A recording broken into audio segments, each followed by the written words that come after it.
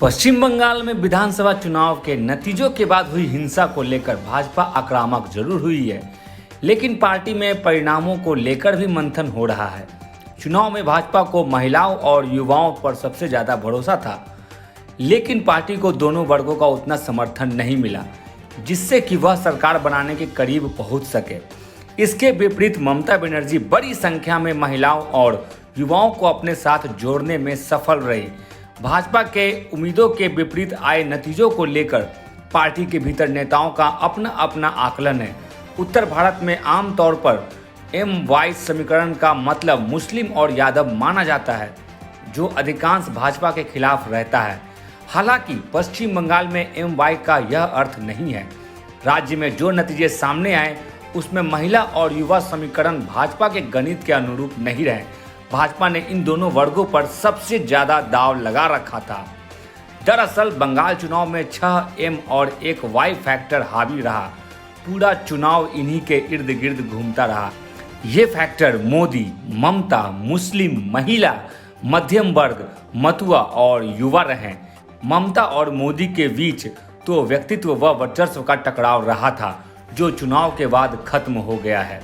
उसी तरह मतुआ फैक्टर भी दूसरे राज्यों में नहीं होगा। मुस्लिम समुदाय वैसे ही भाजपा के खिलाफ रहता है और मध्यम वर्ग हर राज्य में अपने हिसाब से भूमिका तय करता है। लेकिन महिला और युवा ऐसा वर्ग है जिसने 2014 के बाद से अधिकांश मौकों पर भाजपा का साथ दिया और केंद्र से लेकर कई राज्यों तक में भाजपा की सरकार बनवाने में अहम भूमिका निभाई है। पश्चिम बंगाल में भी भाजपा को इन दो फैक्टर पर सबसे ज़्यादा भरोसा था, लेकिन ममता को अपनी सरकार की तरफ से महिलाओं के हित के लिए चलाई गई योजनाओं का लाभ मिला। वहीं युवा कहीं ना कहीं क्षेत्रीय अस्मिता के साथ ज़्यादा जुड़े। ममता के नेतृत्व में पिछले 10 वर्षों में बंगाल में चलाई गई सबूज साथी, माँ किचन, दबड़े सरकार जैसी गरीब कल्याणकारी योजनाओं का फायदा भी तृणमूल को मिला। इसके अलावा भाजपा नेताओं ने ममता पर जिस तरह से तीखे हमले किए, उससे भी राज्य की महिलाओं में उनके प्रति सहानुभूति पैदा हुई। बंगाल की बेटी का मुद्दा भी ममता को फायदा दे गया।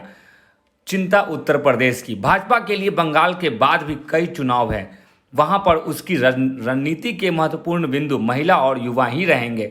ऐसे में इन वर्गों को अपने साथ जोड़े रखना बड़ी चुनौती है, खासकर उत्तर प्रदेश में जहां अगले साल विधानसभा चुनाव होने हैं।